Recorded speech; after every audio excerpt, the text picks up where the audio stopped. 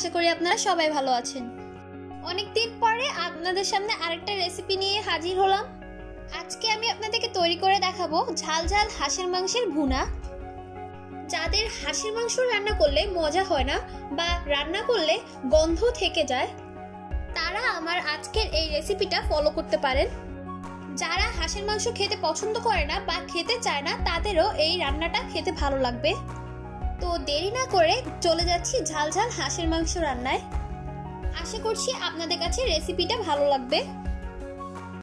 এখানে আমি সকল প্রকার গুঁড়া মশলাগুলো নিয়ে নিয়েছি 2 টেবিল চামচ পরিমাণ মরিচের গুঁড়া, হাফ চা চামচ গোলমরিচের গুঁড়া, 1 টেবিল চামচ পরিমাণ জিরা গুঁড়া, 1 চা চামচ হলুদ গুঁড়া, হাফ টেবিল চামচ পরিমাণ গরম মশলা গুঁড়া আর স্বাদ মতো লবণ।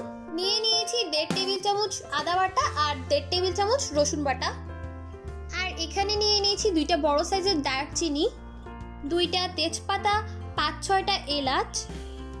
আর এখানে নিয়ে নিয়েছি বড় সাইজের 5-6টা কাঁচামরিচ, এটা আপনারা আপনাদের স্বাদ অনুযায়ী নেবেন।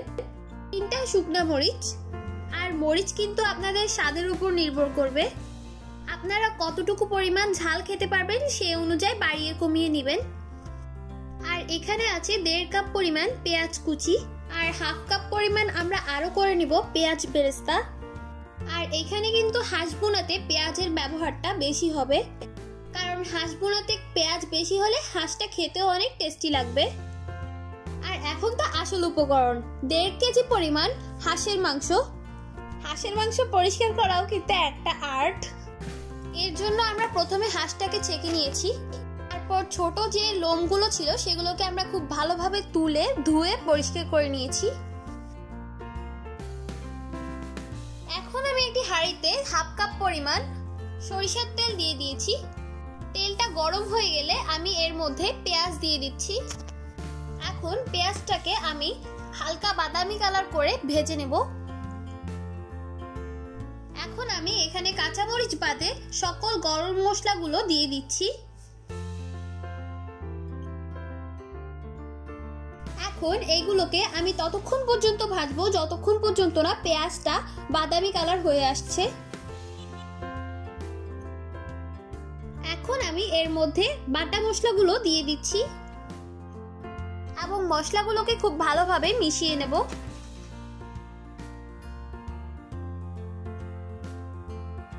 এবার আমি এর মধ্যে সকল গুঁড়া মশলাগুলো দিয়ে দিচ্ছি এবং খুব ভালোভাবে নেড়েচেড়ে মিশিয়ে কষিয়ে নিব। তারপর আমি এর মধ্যে দিয়ে দিচ্ছি 1 কাপ পরিমাণ পানি, যাতে মশলাটা না পুড়ে যায় আর মশলাটা যেন খুব ভালোভাবে কষাতে পারি। মশলা যত কষাবেন আপনাদের রান্নার টেস্টটা ততটাই বেড়ে যাবে। মশলাটা কিন্তু কষানো হয়ে গেছে, এর কালারটাও চেঞ্জ হয়ে গেছে এবং এর মধ্যে থেকে তেলটাও বের হয়ে এসেছে। এখন আমি এর মধ্যে হাঁসের মাংসটা দিয়ে দিচ্ছি। এবার হাঁসটাকে খুব ভালোভাবে মশলার সাথে মিশিয়ে কষিয়ে নিতে হবে।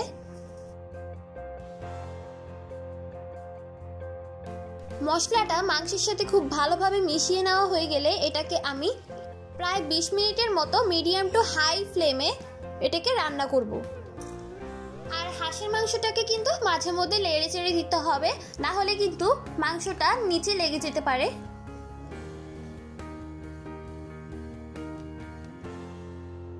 বিশ মিনিট পর হাঁসটা মোটামুটি সেদ্ধও হয়ে গেছে এবং এর থেকে পানিও বের হয়ে এসেছে। এখন আমি এর মধ্যে দিয়ে দিচ্ছি 3 কাপ কুসুম গরম পানি।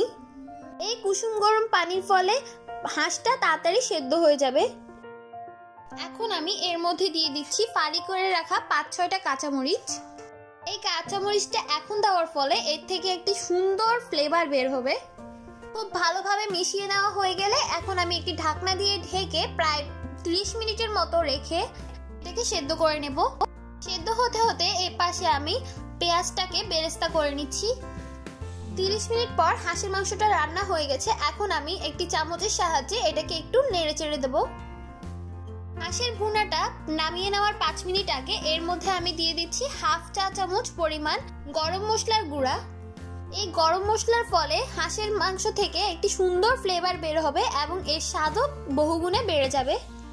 আর দিয়ে দেব কিছুটা বেরেস্তা। এবং চামচ দিয়ে নেড়েচেড়ে আমি এটাকে একটু ঢাকনা দিয়ে ঢেকে রেখে দেব। তৈরি হয়ে গেল মজাদার ঝাল ঝাল হাঁসের মাংসের ভুনা। সারা বছর আমরা যতই হাঁসের মাংস খাই না কেন, শীতকালে কিন্তু হাঁসের মাংস খাওয়ার মজাই আলাদা। তাই বাসায় একবার হলেও রেসিপিটা করার চেষ্টা করবেন। আশা করি আপনাদের সবার অনেক বেশি ভালো লাগবে। আমাদের চ্যানেলে যদি নতুন সদস্য হয়ে থাকেন তাহলে অবশ্যই চ্যানেলটি সাবস্ক্রাইব করে দিবেন, লাইক কমেন্ট শেয়ার করে আমাদের পাশেই থাকবেন।